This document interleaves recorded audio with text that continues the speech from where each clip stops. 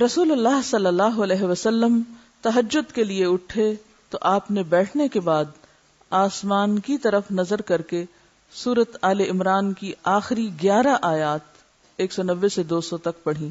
چلیے ان آیات کی تلاوت سنتے ہیں تاکہ آپ کے دل میں زمین اور آسمانوں کی پیدائش میں، رات اور دن کے باری باری آنے میں یقیناً ان عقل مند لوگوں کے لیے بہت نشانیاں ہیں جو اٹھتے بیٹھتے اور لیٹتے ہر حال میں اللہ کو یاد کرتے ہیں اور زمین اور آسمانوں کی ساخت میں غور و فکر کرتے ہیں، پھر بے اختیار پکار اٹھتے ہیں، اے ہمارے رب، یہ سب کچھ تو نے فضول اور بے مقصد نہیں بنایا، تو اس عیب سے پاک ہے، بس اے ہمارے رب ہمیں آگ کے عذاب سے بچا، تو نے جسے آگ میں ڈالا اسے در حقیقت بڑی ذلت اور رسوائی میں ڈال دیا، اور ایسے ظالموں کا کوئی مددگار نہ ہوگا۔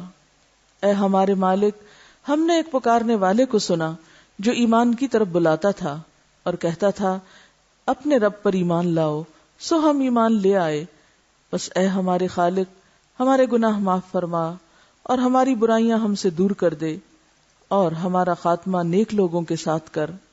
اے ہمارے رازق، جو وعدے تو نے اپنے رسولوں کے ذریعے ہم سے کیے ہیں انہیں ہمارے ساتھ پورا فرما اور قیامت کے دن ہمیں رسوائی میں نہ ڈال، بے شک تو وعدہ خلافی کرنے والا نہیں ہے۔ پھر ان کے رب نے ان کی دعا قبول کر لی اور فرمایا میں تم میں سے کسی کا عمل ضائع نہیں کروں گا، خواہ مرد ہو یا عورت، تم سب ایک دوسرے کے ہم جنس ہو، لہٰذا جن لوگوں نے میری خاطر ہجرت کی، اپنے گھروں سے نکالے گئے، میری راہ میں ستائے گئے اور میرے لیے لڑے اور مارے گئے، میں ان کے سب قصور معاف کر دوں گا اور انہیں ایسے باغوں میں داخل کروں گا جن کے نیچے نہریں چلتی ہیں، یہ اللہ کے ہاں ان کی جزا ہے اور بہترین جزا اللہ ہی کے پاس ہے۔ اے نبی صلی اللہ علیہ وسلم، دنیا کے ملکوں میں کافر لوگوں کا عیش و عشرت سے چلنا پھرنا تمہیں کسی دھوکے میں نہ ڈالے، یہ تھوڑا سا فائدہ ہے، پھر ان کا ٹھکانہ جہنم ہے اور وہ بری جگہ ہے۔ لیکن جو لوگ اپنے رب سے ڈرتے ہیں ان کے لیے باغات ہیں جن کے نیچے نہریں چلتی ہیں، ان میں وہ ہمیشہ رہیں گے، یہ اللہ کی طرف سے مہمانی ہے، اور جو کچھ اللہ کے پاس ہے نیک لوگوں کے لیے وہی سب سے بہتر ہے۔ اور اہل کتاب میں سے بعض لوگ ایسے بھی ہیں جو اللہ پر ایمان رکھتے ہیں اور اس کتاب کو بھی مانتے ہیں جو تمہاری طرف اتاری گئی ہے، اور اس کتاب کو بھی جو اس سے قبل خود ان کی طرف اتاری گئی تھی، وہ اللہ سے ڈرنے والے ہیں اور اللہ کی آیات کو تھوڑی سی قیمت پر بیچ نہیں دیتے۔ یہی وہ لوگ ہیں جن کا اجر ان کے رب کے پاس ہے، یقیناً اللہ جلد حساب لینے والا ہے۔ اے ایمان والو، صبر سے کام لو، باہم صبر کی تلقین کرو اور جہاد کے لیے تیار رہو اور اللہ سے ڈرو تاکہ تم کامیاب ہو جاؤ۔ اگر آپ یہ پڑھنا چاہیں تو کیا کرنا ہوگا؟ صبح میں لائٹ آن کر کے، قرآن کھول کے، آنکھیں ملتے ہوئے، اینک لگا کے پھر اس کو پڑھیں گے، ایسے ہی؟ کیا کرنا پڑے گا؟ اس کو یاد کرنا پڑے گا۔ تو ان آیات کو یاد کر لیں، اور ان آیات کی بھی 7 رنگ کیسٹ موجود ہیں ریپیٹڈلی سن کے یاد کرنے کے لیے، کیونکہ مجھے معلوم ہے کہ ابھی تو آپ ایک سسٹم میں ہیں اور آپ کو یاد کرایا جا رہا ہے اور الحمدللہ بہت سے لوگ یاد کرتے چلے جا رہے ہیں، لیکن جب آپ اس سے نکلیں گے تو پھر کیا مشکل ہوگی کہ اس طرح 1 گھنٹہ صبح میں بیٹھ کے گھر میں آپ میں سے کتنے لوگ ہیں جو یاد کریں گے؟ بہت مشکل ہے، ممکن نہیں کہ آپ کو گھر والے 1 گھنٹہ ایک کمرے میں چھوڑ دیں کہ آپ بیٹھ کے یاد کریں چیزیں۔ یہ تو آپ یہاں چلے آتے ہیں تو آپ کو ایک سپورٹ مل جاتی ہے، مشکل ہوتا ہے۔ تو اس کے لیے کیا ہے کہ اگر آپ گھر میں کام کر رہے ہیں، کچن میں ہیں، کچھ کر رہے ہیں، ساتھ آن کر دیں، اپنا سنتے رہیں، ریپیٹ کرتے رہیں، ساتھ ساتھ دہراتے رہیں، تو انشاءاللہ اس طرح بھی چیزیں یاد ہو جائیں گی۔ تہجد کی دعائے استفتاح۔ اب تو الحمدللہ آپ کو 1 سے زائد دعائے استفتاح یاد ہو گئی ہیں اور ہونی چاہیے، لیکن دعائے استفتاح برائے تہجد پھر مختلف ہے۔ آپ دیکھیے کہ کیوں، آپ الفاظ دیکھیں گے تو سمجھ میں آئے گا۔ حضرت ابن عباس رضی اللہ عنہ روایت کرتے ہیں کہ جب رسول اللہ صلی اللہ علیہ وسلم رات کو تہجد کے لیے کھڑے ہوتے تو تکبیر تحریمہ کے بعد یہ پڑھتے، یعنی اللہ اکبر کہہ کے ہاتھ باندھ کے یہ دعا پڑھتے، اللہم لک الحمد انت قیم السماوات والارض ومن فیہن وَلَكَ الْحَمْدُ لَكَ مُلْكُ السَّمَاوَاتِ وَالْأَرْضِ وَمَنْ فِيهِنَّ وَلَكَ الْحَمْدُ أَنْتَ نُورُ السَّمَاوَاتِ وَالْأَرْضِ وَلَكَ الْحَمْدُ أَنْتَ مَلِكُ السَّمَاوَاتِ وَالْأَرْضِ وَلَكَ الْحَمْدُ أَنْتَ الْحَقُّ وَوَعْدُكَ الْحَقُّ وَلِقَاؤُكَ حَقٌّ وَقَوْلُكَ حَقٌّ وَالْجَنَّةُ حَقٌّ وَالنَّارُ حَقٌّ وَالنَّبِيُّونَ حَقٌّ وَمُحَمَّدٌ صلی اللہ علیہ وسلم حق والساعة حق اللہم لک اسلمت وبک آمنت وعلیک توکلت وإلیک انبت وبک خاصمت وإلیک حاکمت فاغفر لی ما قدمت وما اخرت وما اسررت وما اعلنت انت المقدم وانت المؤخر لا الہ الا انت۔ الہی تیرے ہی لیے ہے ساری تعریف، زمین و آسمان اور جو کچھ ان میں ہے سب کو تو ہی قائم رکھنے والا ہے۔ تیرے ہی لیے ہے ساری تعریف، زمین و آسمان اور جو کچھ ان میں ہے اس سب کی بادشاہی تیرے ہی لیے ہے۔ تیرے ہی لیے ہے ساری تعریف، تو ہی روشن کرنے والا ہے زمین و آسمان کو، تیرے ہی لیے ہے ساری تعریف۔ تو ہی بادشاہ ہے زمین و آسمان کا، تیرے ہی لیے ہے ساری تعریف۔ تو حق ہے، تیرا وعدہ حق ہے، تیری ملاقات حق ہے، تیرا کلام حق ہے، جنت حق ہے، جہنم حق ہے، تمام انبیاء حق ہیں اور محمد صلی اللہ علیہ وسلم حق ہیں، قیامت حق ہے۔ الہی میں تیرے سامنے جھک گیا، میں صرف تیرے ساتھ ایمان لایا، میں نے صرف تجھی پر بھروسہ کیا، میں نے صرف تیری طرف رجوع کیا، صرف تیری ہی مدد سے دشمنوں سے جھگڑتا ہوں، میں نے صرف تجھے ہی اپنا حاکم مانا، سو تو میرے اگلے پچھلے اور ظاہر و پوشیدہ اور جنہیں تو مجھ سے زیادہ جانتا ہے سارے کے سارے گناہ معاف کر دے۔ تو ہی آگے کرنے والا ہے، تو ہی پیچھے ڈالنے والا ہے، تیرے سوا کوئی سچا معبود نہیں ہے۔ کچھ چیزوں کے بارے میں صرف ایک خیال رکھنا الگ چیز ہے، اور ان پر یقین رکھنا اور یقین کے ساتھ اللہ کے حضور تنہائی میں کھڑے ہو کر اس کا اقرار کرنا ایک بالکل ہی مختلف اثرات انسان کی شخصیت پر رکھتا ہے۔ اس لیے یہ بھی بہت خوبصورت دعا ہے، اس کا بھی پرنٹ آؤٹ دیا جا سکتا ہے۔ رسول اللہ صلی اللہ علیہ وسلم کی تہجد کی کیفیت۔ رسول اللہ صلی اللہ علیہ وسلم کی نماز تہجد کا حسن اور طول بیان نہیں ہو سکتا، یعنی ناقابل بیان ہے کہ وہ کیسی نماز تھی۔ حضرت ابو ذر رضی اللہ عنہ کہتے ہیں رسول اللہ صلی اللہ علیہ وسلم نے تہجد میں اتنا قیام کیا کہ اس ایک آیت کو بار بار پڑھتے صبح کر دی، اور اسی سے یہ دلیل بھی لی گئی کہ اگر ایک آیت بھی قرآن کی کوئی پڑھ لیتا ہے نماز میں تو بھی نماز ہو جاتی ہے۔ وہ آیت کیا تھی؟ ان تعذبہم فانہم عبادک وان تغفر لہم فانک انت العزیز الحکیم۔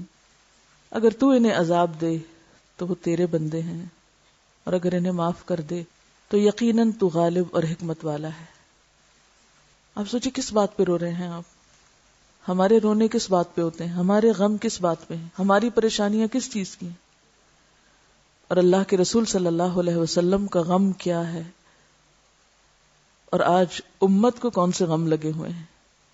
جو ان کی وارث ہے امت، اس کے غم کیا ہیں؟ تو اگر امت میں چند لوگوں کو بھی یہ غم لگ جائے جو غم آپ کو تھا کہ آپ بندوں کے لیے تڑپتے تھے کہ یا رب کہیں یہ عذاب کا شکار نہ ہو جائیں، کیونکہ اس سے بڑی تو کوئی آفت اور مصیبت ہے ہی نہیں کہ کوئی شخص آگ میں جا پڑے اور اللہ کے عذاب کا شکار ہو۔ اب دیکھیے چند لمحے ہم سے تکلیف برداشت نہیں ہوتی، کوئی درد ہو، کوئی بخار ہو، کوئی گرمی لگ جائے، دھوپ لگ جائے، پیاس لگ جائے، بھوک لگ جائے، کیسے کیسے بے چین ہو اٹھتے ہیں ہم۔ لیکن کیسے عجیب انسان ہیں ہم کہ دنیا کی ان چھوٹی چھوٹی تکلیفوں پر تو بے چینی ہوتی ہے، مگر آخرت کا بڑا عذاب بأسن شدیدہ، اس کے بارے میں نہ خود کی فکر ہے اور نہ دوسروں کی فکر ہے۔ آپ تھوڑی دیر کے لیے اپنے آپ کو اس جگہ رکھ کے سوچئے کہ اللہ کے رسول صلی اللہ علیہ وسلم کس بات کو دہرا رہے ہیں۔ ذرا دہرائیں 3 دفعہ اس آیت کو۔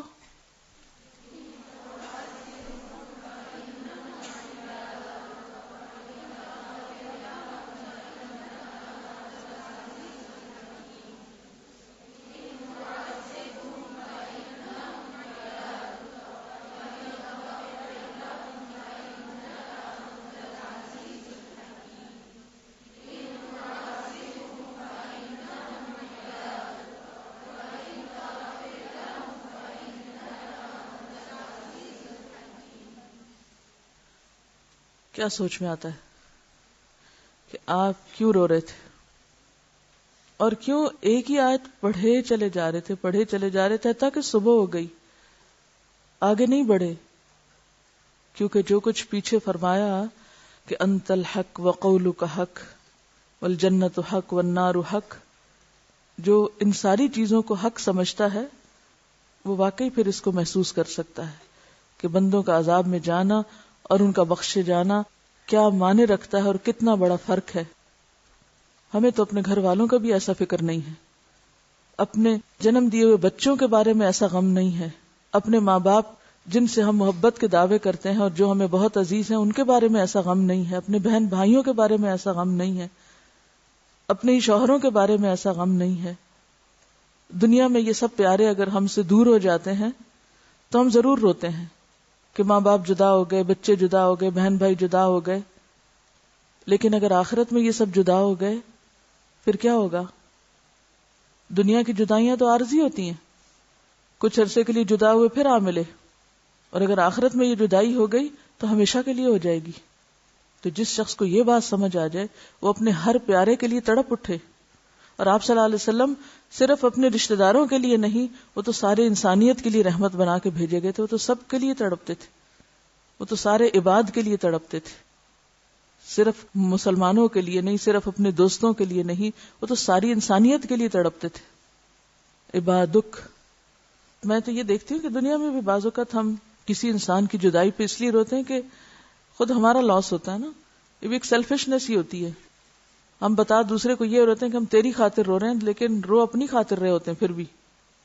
کبھی غور کریں نا آپ، کسی کے جانے پہ، کسی کی جدائی پہ کیوں روتے ہیں؟ کہ ہمارا لاس ہوا ہے نا، ہمارا نقصان ہوا ہے۔ پھر اگین اپنے ہی لیے سیلفش ہیں۔ کوئی فوت ہو جاتا ہے، معلوم نہیں اس کی آخرت کتنی بہتر ہوگی، وہ کس فتنے سے بچ گیا، لیکن ہم رو رہے ہیں اور صبر ہی نہیں کر رہے اور چین ہی نہیں پا رہے اللہ کے فیصلے پر جو شاید اس بندے کے حق میں بہت بہتر تھا۔ کیوں روئے چلے جا رہے ہیں؟ کہ ہمارے چاہنے والوں میں کمی ہو گئی، یا ہم جس کو چاہتے تھے وہ ہمیں نظر نہیں آ رہا۔ تو اگین پھر فائدہ کس کا دیکھ رہے ہیں؟ اپنا ہی دیکھ رہے ہیں نا۔ احسان دوسروں پہ جتاتے ہیں کہ تمہارے غم میں ہم روتے ہیں، تمہارے لیے روتے ہیں، روتے اپنے لیے۔ یہ ہے سچا رونا جو بندوں کے لیے رونا ہوتا ہے، یا اللہ تیرے بندے تکلیف میں نہ پڑ جائیں۔ تو ہمیں اس خود غرضی سے باہر نکلنے کی ضرورت ہے کہ جو ہم ہر وقت اپنی ہی ذات اور اپنے ہی فائدے اور نیکی کے کاموں میں بھی خود غرض ہیں، اس میں بھی صرف خود اکیلے ہی چلنا چاہتے ہیں اور دوسروں کو ساتھ نہیں لینا چاہتے۔ قرآن پڑھتے بھی ہیں تو سمجھ کے نہیں پڑھتے، کھینچ کھینچ کے پڑھتے ہیں، بعض اوقات صرف الفاظ ہی دہراتے رہتے ہیں رٹے رٹائے، روح نہیں ہے۔ تو جب دین سے روح نکل جاتی ہے تو پھر وہ صرف ایک خول رہ جاتا ہے جو ہم مصنوعی طور پہ اپنے اوپر چڑھا لیتے ہیں، وہ پھر دین دوسروں کے لیے ہو جاتا ہے، وہ اپنی ذات کے لیے نہیں رہتا۔ حضرت حذیفہ رضی اللہ عنہ نے نبی صلی اللہ علیہ وسلم کو تہجد پڑھتے دیکھا۔ وہ کہتے ہیں سورۃ فاتحہ کے بعد آپ نے سورۃ بقرہ پڑھی، پھر رکوع کیا۔ آپ دیکھیے کہ کبھی تو آپ نے ایک آیت پہ ساری رات گزار دی اور کبھی ایک پوری سورت پڑھی، طویل قرات۔ سورۃ البقرہ 2.5 پاروں پر مشتمل۔ ہم تو صرف کوئی مر جائے تو اس دن پڑھتے ہیں، زندگی میں پڑھنے کی ضرورت نہیں۔ ہر چیز کو الٹا دیا نا ہم نے بدعتیں ایجاد کر کے۔ جو کام جہاں کرنا چاہیے تھا وہاں تو کرتے نہیں، اور جہاں نہیں کہا گیا وہاں پابندی سے کر رہے ہیں۔ آپ نے سورۃ البقرہ پوری پڑھی، پھر رکوع کیا۔ آپ کا رکوع آپ کے قیام کی مانند تھا۔ کتنا طویل ہوگا؟ جتنی دیر سورۃ البقرہ پڑھی اتنی دیر آپ جھکے رہے۔ پھر آپ نے رکوع سے سر اٹھایا، آپ کا قومہ آپ کے رکوع کی مانند تھا۔ پھر دیر تک اللہ کی حمد و ثنا بیان کرتے رہے۔ پھر آپ کا سجدہ آپ کے قومہ کی مانند تھا، طویل سجدہ کیا۔ آپ دونوں سجدوں کے درمیان جلسہ میں اپنے سجدے کی مانند بیٹھے تھے، یعنی 2 سجدوں کے بیچ میں بھی دیر تک بیٹھے۔ بس آپ نے 4 رکعتوں میں سورۃ البقرہ، سورۃ آل عمران، سورۃ النساء اور سورۃ المائدہ پڑھی، اور یہ 4 رکعتوں میں پڑھا۔ یہ تھی نبی رحمت صلی اللہ علیہ وسلم کی نماز تہجد۔ صرف 4 رکعات میں 7.25 پارے پڑھے، یعنی سورۃ المائدہ اگر پوری ہو تو جی ہاں 7ویں میں شروع ہوتی ہے اور آگے تک چلتی، تقریباً 7.25 پارے۔ پھر رکوع، قومے، سجدے اور جلسے کی درازی یعنی طوالت، اور ان میں تسبیحوں اور دعاؤں کو کثرت سے پڑھنا آپ پہ ختم تھا، کوئی اس سے آگے نہیں بڑھ سکا۔ حضرت حذیفہ رضی اللہ عنہ بیان کرتے ہیں کہ میں ایک رات نبی صلی اللہ علیہ وسلم کے ساتھ نفلی نماز میں شریک ہوا۔ آپ نے سورۃ بقرہ شروع کی، میں نے سوچا کہ آپ 100 آیات پڑھ کر رکوع میں جائیں گے، مگر آپ پڑھتے چلے گئے۔ میں نے خیال کیا سورۃ بقرہ کو 2 رکعتوں میں تقسیم کریں گے، لیکن آپ پڑھتے رہے۔ آپ نے سورۃ بقرہ ختم کر کے سورۃ نساء شروع کر لی، پھر اسے ختم کر کے سورۃ آل عمران پڑھنا شروع کر دی، اس کو بھی ختم کر ڈالا۔ آپ نہایت آہستگی سے پڑھتے جاتے تھے، جب ایسی آیت تلاوت کرتے جس میں سبحان اللہ کہنے کا حکم ہوتا، جیسے سبح وغیرہ، تو سبحان اللہ کہتے۔ اگر کچھ مانگنے کا ذکر ہوتا تو سوال کرتے، اگر پناہ مانگنے کا ذکر ہوتا تو اعوذ باللہ پڑھتے۔ آل عمران ختم کر کے آپ صلی اللہ علیہ وسلم نے رکوع کیا۔ جہاں ایک رکعت کی اتنی طوالت کا پتہ چلتا ہے، وہاں دوسری طرف کیا بات پتہ چلتی ہے کہ آپ نے البقرہ کے بعد النساء اور النساء کے بعد آل عمران پڑھی۔ اس سے کیا بات پتہ چلتی ہے؟ یہ جو ہم نے اپنے اوپر ایک ہوا سوار کیا ہو نا ترتیب کا، یہ ترتیب ہل گئی تو نماز بھی گئی، تو اس کی تردید ہوتی ہے یہاں سے۔ ٹھیک ہے، ایک سورت کی آیتوں کو آپ الٹا پلٹا نہ پڑھیں کہ آپ بعد کی آیتیں پہلے اور پہلے کی بعد میں پڑھ رہے ہیں، لیکن ایک سورت جو پوری آپ پڑھ لیں تو کوئی بھی قرآن کی سورت پہلے اور کوئی بھی اس کے بعد پڑھ سکتے ہیں، خواہ وہ پہلے اور بعد میں آ رہی ہو یا بعد میں اور پہلے آ رہی ہو، کیونکہ اصل چیز ہے وہ معنی اور وہ مقصد جس کے لیے یہ سب کچھ پڑھا جاتا ہے۔ رسول اللہ صلی اللہ علیہ وسلم نے عبداللہ ابن عمرو سے کہا، مجھے بتلایا گیا ہے کہ تم ساری رات نفل پڑھتے ہو اور دن کو روزہ رکھتے ہو۔ اگر تم ایسا کرو گے تو تمہاری آنکھ کمزور اور طبیعت سست ہو جائے گی، تمہاری جان اور تمہارے بال بچوں کا بھی تم پر حق ہے، اس لیے روزہ رکھو اور افطار بھی کرو، رات کو قیام کرو اور نیند بھی۔ نبی صلی اللہ علیہ وسلم 3 دن سے کم میں قرآن مجید ختم کرنا پسند نہیں فرماتے تھے۔ آپ نے حضرت عبداللہ بن عمرو سے فرمایا، 1 ماہ میں قرآن پاک ختم کر لیا کرو، یعنی روز کا پارہ، اور اسی پہ بعد کے لوگوں نے پھر پاروں کی تقسیم کی قرآن پاک میں۔ انہوں نے عرض کی، میں اس سے زیادہ تلاوت کرنے کی طاقت رکھتا ہوں۔ آپ نے فرمایا تو 20 دن میں ختم کر لیا کرو۔ انہوں نے کہا میں اس سے زیادہ کی طاقت رکھتا ہوں۔ آپ نے فرمایا 7 دن میں ختم کر لیا کرو، اس سے زیادہ کی اجازت نہیں۔ پھر آپ صلی اللہ علیہ وسلم نے انہیں قرآن پاک 3 دن میں ختم کرنے کی اجازت دے دی اور فرمایا، قرآن پاک سے اس شخص کو کچھ سمجھ حاصل نہیں ہو سکتی جو 3 دن سے کم مدت میں قرآن پاک ختم کرتا ہے۔ یعنی جہاں آپ نے طویل قرات کی، وہاں دوسری طرف اس بات سے بھی منع کیا کہ اس سے آگے کوئی نہ بڑھے کہ 3 دن سے پہلے قرآن ختم کر لے۔ ہمارے ہاں جو شبینوں کی بھرمار ہے ایک ہی رات میں سارا، تو اس کا کیا نقصان ہے؟ سارا مہینہ آرام کرو اور ایک رات جاگ کے سب کچھ ختم کر کے اور پھر فارغ ہو جاؤ، یہ بھی سنت طریقہ نہیں۔ تو خیر و بھلائی اسی طریقے میں ہے جو نبی صلی اللہ علیہ وسلم کا ہے۔ نبی صلی اللہ علیہ وسلم نے فرمایا، جو شخص رات کے نوافل میں 200 آیات تلاوت کرتا ہے وہ اطاعت گزار مخلص لوگوں میں شمار ہوتا ہے۔ سورۃ البقرہ کی کتنی آیات ہیں؟ 286 ہیں، یعنی 286۔ تو اس میں آپ دیکھ لیجئے کہ کچھ کم سورۃ البقرہ سے، اور اگر چھوٹی صورتیں تو ان کی آیتیں بھی چھوٹی چھوٹی ہوتی ہیں اور جلد 100 پہ پہنچ جاتے ہیں، جیسے سورۃ الملک کی 30 آیات ہیں۔ نبی صلی اللہ علیہ وسلم ساری رات نوافل نہیں پڑھتے تھے، یعنی پوری رات جاگ کے آپ شبینہ نہیں کرتے تھے یا نفل نہیں پڑھتے تھے۔ آپ صلی اللہ علیہ وسلم کی 3 دعائیں، حضرت خباب بن ارت جو بدری صحابی ہیں، ایک رات نبی صلی اللہ علیہ وسلم کے ساتھ تھے، فرماتے ہیں کہ آپ تمام رات بیدار رہے، یعنی جاگتے رہے۔ یہ نسائی کے الفاظ ہیں، تاہم تمام رات سے مراد رات کا بیشتر حصہ ہے، کیونکہ دوسری روایات میں آپ کے ساری رات جاگنے کی نفی آئی ہے، تو ساری رات سے مراد یہاں مبالغے کے لیے کہا گیا ہے، مکمل ساری رات نہیں۔ ترمذی کے الفاظ میں ہے فَأَطَالَهَا، آپ نے لمبی نماز پڑھی۔ قرآن مجید نے بھی آپ کو ساری رات نہیں بلکہ رات کا کچھ حصہ قیام کرنے کا حکم دیا۔ قُمِ اللَّيْلَ إِلَّا قَلِيلًا نِصْفَهُ أَوِ انقُصْ مِنْهُ قَلِيلًا أَوْ زِدْ عَلَيْهِ وَرَتِّلِ الْقُرْآنَ تَرْتِيلًا۔ اگر مان بھی لیا جائے کہ آپ نے کسی وقت ساری رات قیام کیا تھا تو یہ بات آپ کے خصائص میں شمار ہوگی، ورنہ حقیقت وہی ہے جو حضرت عائشہ نے بتا دی، اور وہ فرماتی ہیں، میں نہیں جانتی کہ اللہ کے نبی نے کبھی ایک رات میں سارا قرآن پڑھا ہو یا صبح تک ساری رات نماز پڑھی ہو، یعنی ایسا نہیں ہے۔ راوی کہتا ہے کہ میں عبداللہ بن عباس کے پاس گیا اور انہیں حضرت عائشہ کی حدیث سنائی تو انہوں نے اس کی تصدیق کی کہ ہاں ایسا ہی ہے۔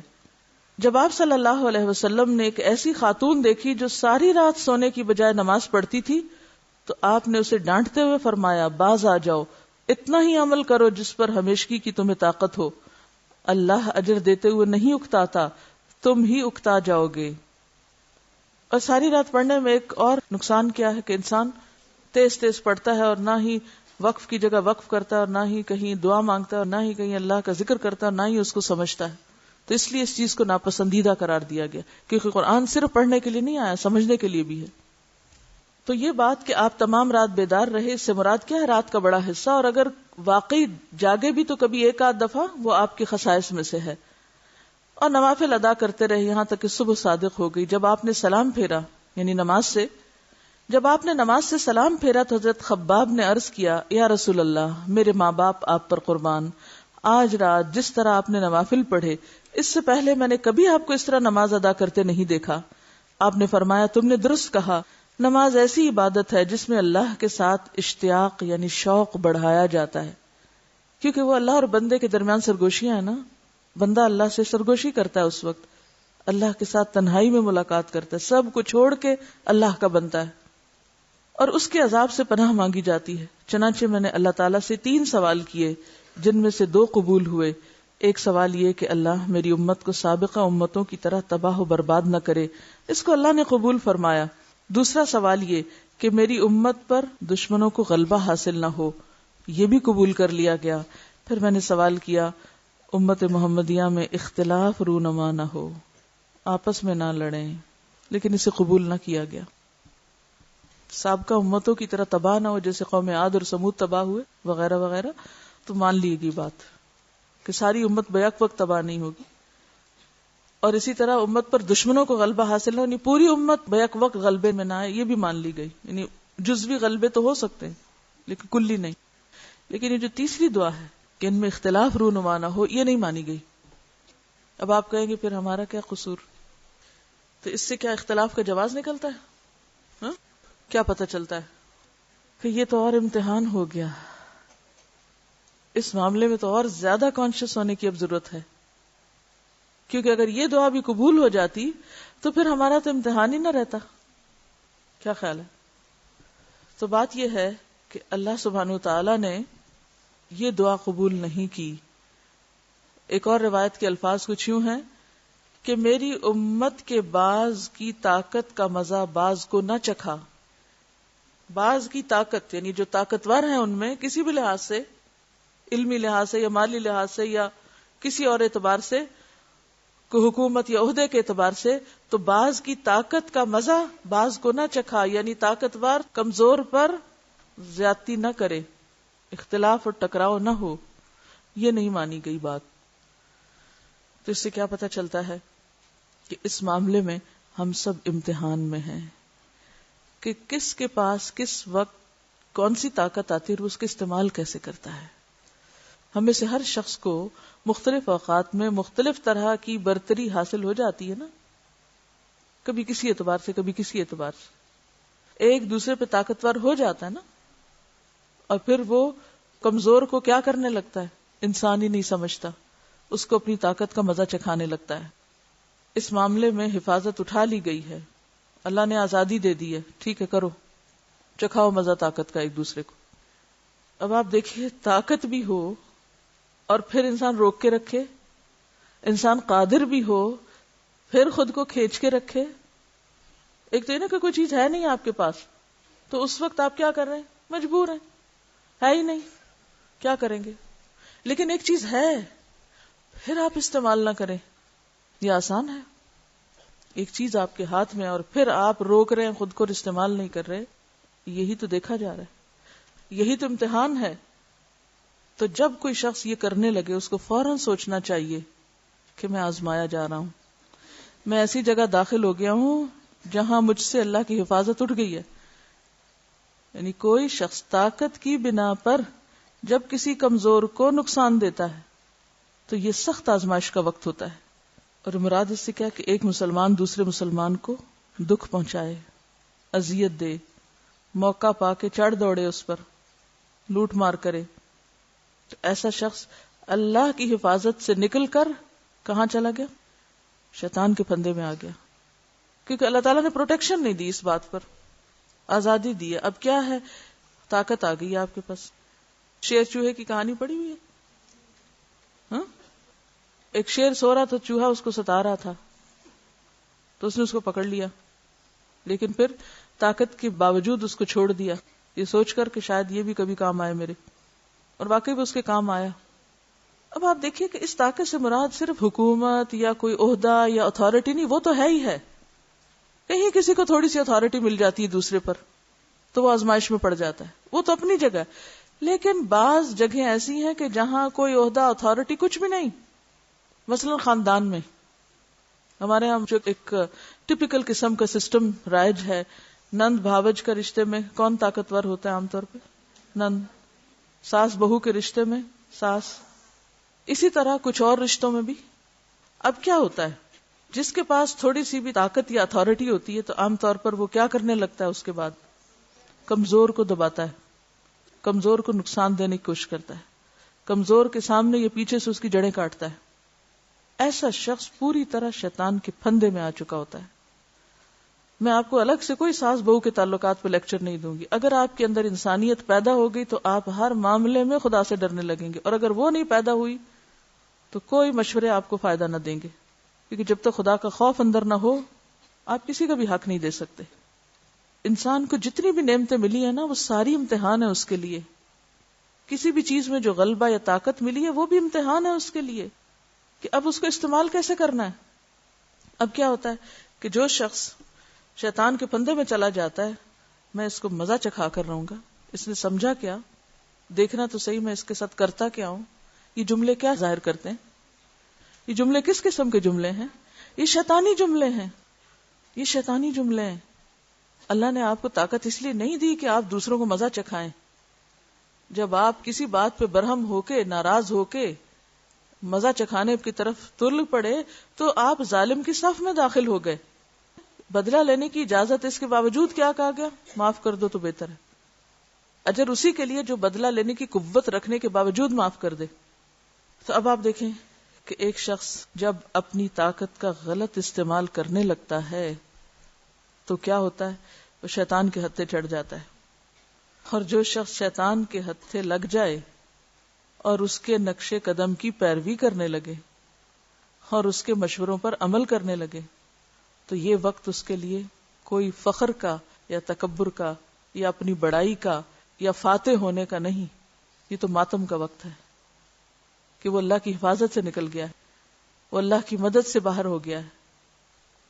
اپنے آپ کو اس جگہ رکھ کے دیکھیں کہ جب میرے پاس دوسرے کے مقابلے میں تھوڑی سی اتھارٹی آتی ہے، آپ میں سے کچھ گروپ انچارجز ہیں، کچھ روم انچارجز ہیں، کوئی کسی چیز کی اتھارٹی رکھتا ہے، کوئی کسی چیز کا ذمہ دار ہے، کسی کو کہیں مقرر کیا گیا ہے، کوئی استاد بنا بیٹھا ہے، کوئی کچھ. یہ سارے طاقت کے مظاہرے ہیں نا. ان مواقع پر انسان خود کو کتنا سنبھالتا ہے کہ دوسرے کے ساتھ ظلم نہ کرے. عام طور پر ہمارے ہاں کیا ہوتا ہے کہ بہن بھائیوں میں اگر کوئی کوائٹ ہے، دھیما ہے، خاموش ہے، سارے اس کو مذاق اڑانے لگتے ہیں، سارے اس کے پیچھے پڑ جاتے ہیں، سارے اس کو ستانے لگتے ہیں، اس کو انسان ہی نہیں سمجھتے. اسی طرح اگر سرونٹس میں سے یا کہیں بھی کہیں کوئی شخص ذرا سا مسکین نظر آئے تو صحیح، وہیں ہماری بہادری دکھائی دیتی ہے. تو یہ سب آزمائش کے مواقع ہیں. حتیٰ کہ جب ہمیں بعض اوقات دین کی تبلیغ کا شوق ہوتا ہے یا ہم کسی کے ساتھ کوئی بھلائی کرنے جاتے ہیں تو پھر اپنے کام کو اتنا بڑا بنا لیں گے، اپنے کام کو اتنی اہمیت دیں گے کہ باقی سارے ہمیں بیکار نظر آئیں گے، ان کو لان تان شروع کر دیں گے اور اس کو بھی خدمت دین کا نام دیں گے. آپ کو کیا معلوم کہ کون کس جگہ پر کیا کام کر رہا ہے؟ وہ امام غزالی کا واقعہ ہے شاید. وہ کہتے ہیں کہ میں اپنے والد کے ساتھ سفر پر تھا تو میں اٹھا اور تہجد کی نماز پڑھی تو قافلے کے کچھ لوگ تھک کے سوئے ہوئے تھے تو انہوں نے تہجد نہیں پڑھے. تو میں نے اپنے والد سے کہا کہ یہ دیکھیں کتنے بدقسمت لوگ ہیں، قبولیت کا وقت اور یہ سو رہے ہیں. تو آپ کو یاد ہے والد نے کیا کہا تھا کہ کاش تم سوئے رہتے اور تہجد نہ پڑھتے. کیوں؟ اس لیے کہ انہوں نے تہجد تو نہیں پڑھے لیکن کسی کی برائی بھی نہیں کی. نیکی نہیں کمائی تو ایسا گناہ بھی نہیں کیا کہ جس سے عمل برباد ہو جائے. اور تم نے تہجد پڑھ کے جب دوسروں کی برائیاں شروع کر دی اور دوسروں کو حقیر سمجھنا شروع کر دیا تو تہجد پڑھ کے بھی گنوا دیے. بعض اوقات صرف اللہ کی توفیق سے کوئی نیکی کرنے کا جب ہمیں موقع مل جاتا ہے تو ہم اپنے آپ کو اتنی بڑی چیز سمجھنے لگتے ہیں کہ دوسرے سارے ہمیں حقیر نظر آنے لگتے ہیں اور تان و تشنیع کی الغار شروع کر دیتے ہیں. تو لوگوں کی غلطیوں پر حقارت کی نگاہ ڈالنا یہ بھی درست نہیں. یعنی غلط کرنے والوں کو حقیر سمجھنا یہ بھی صحیح نہیں. یہ اس وقت ہوتا ہے جب لا حول ولا قوت الا باللہ کو ہم بھولتے ہیں کہ قوت ساری اللہ کی ہے. جب یہ سبق ہم بھولتے ہیں تو اس وقت کیا ہوتا ہے, پھر اپنی طاقت کا زوم آنے لگتا ہے, اور جب اپنے اندر طاقت محسوس ہونے لگتی ہے تو پھر ہم دوسروں کو حقیر سمجھنے لگ جاتے ہیں.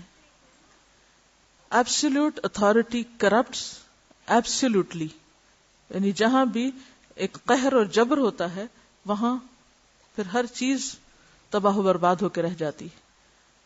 رسول اللہ صلی اللہ علیہ وسلم رات کے نوافل میں کبھی سری اور کبھی جہری قرات فرماتے. جب آپ صلی اللہ علیہ وسلم گھر میں نوافل ادا کرتے تو حجرے میں آپ کی قرات سنائی دیتی تھی. آپ صلی اللہ علیہ وسلم ایک رات باہر نکلے تو آپ نے دیکھا کہ حضرت ابوبکر آہستہ قرات سے نفل پڑھ رہے ہیں اور حضرت عمر نوافل میں اونچی آواز سے قرات کر رہے ہیں.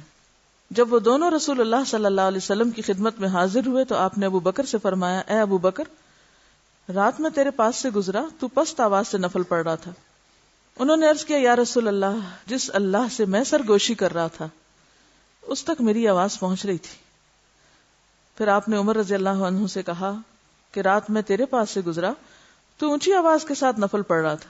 تو انہوں نے عرض کیا, یا رسول اللہ صلی اللہ علیہ وسلم, میں سوئے ہوں کو بیدار کرنا چاہتا تھا, اوروں کو بھی جگانا چاہتا تھا کہ وہ بھی تہجد پڑھیں, اور شیطان کو بھگانے کا ارادہ رکھتا تھا. اس پر آپ نے ابو بکر کو ذرا اونچی آواز سے اور عمر کو ذرا نیچی آواز سے پڑھنے کا حکم دیا, کیونکہ بہترین راستہ اعتدال کا راستہ ہے. وآخر دعوانا ان الحمد للہ رب العالمین.